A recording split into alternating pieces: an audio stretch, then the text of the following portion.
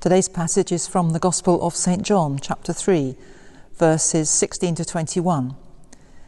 And this passage contains perhaps one of the best known verses in the Bible, God so loved the world. This time of year I can't help hearing it with the music of John Stainer in the background, having been brought up on an annual performance of his oratorio, The Crucifixion.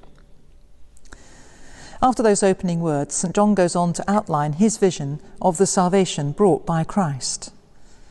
First, that he came not to condemn, not to find fault, but to save. And next, that God's acts are entirely saving acts, to send his Son, to shine a light. God does not act to reject or to destroy. Not all, John expects, will be saved, but those who are not are the ones who choose not to be. Because the judgment is this: the light has come into the world, but some prefer the darkness, so they will not come to the light.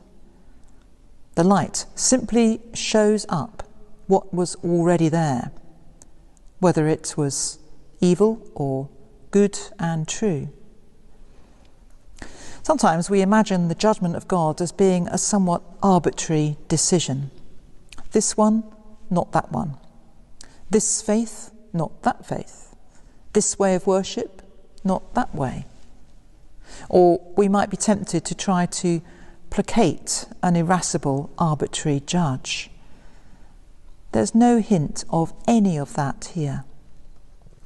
God does not impose an external arbitrary sentence on us. We choose. We always have done from the beginning. From the Garden of Eden, if you want to put it that way. The judgment is in our own hands. And it doesn't wait until the hour of our death. It happens all the time. It's a continuous assessment, not a final examination. This is both liberating and terrifying.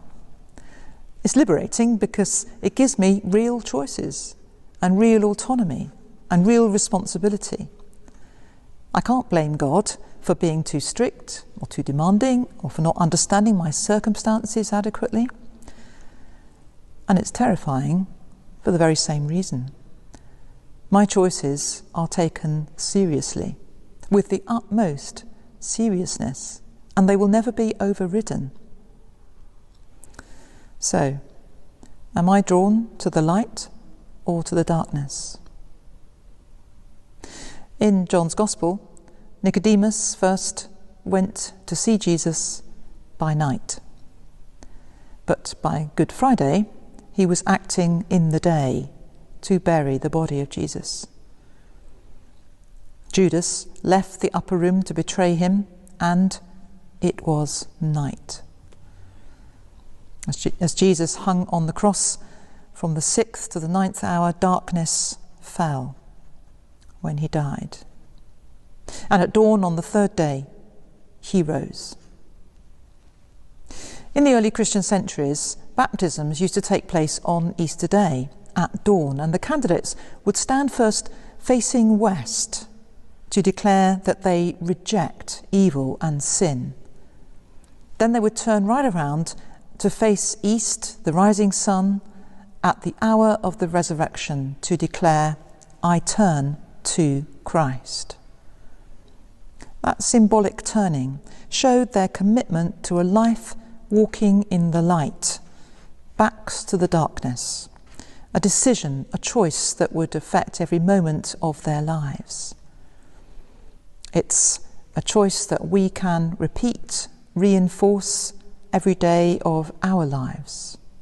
I turn to Christ. I love the light of Christ. I turn my back on all that is opposed to that light. Because God sent his Son, so loved the world, I love God and give myself, baptized in his name, into his service.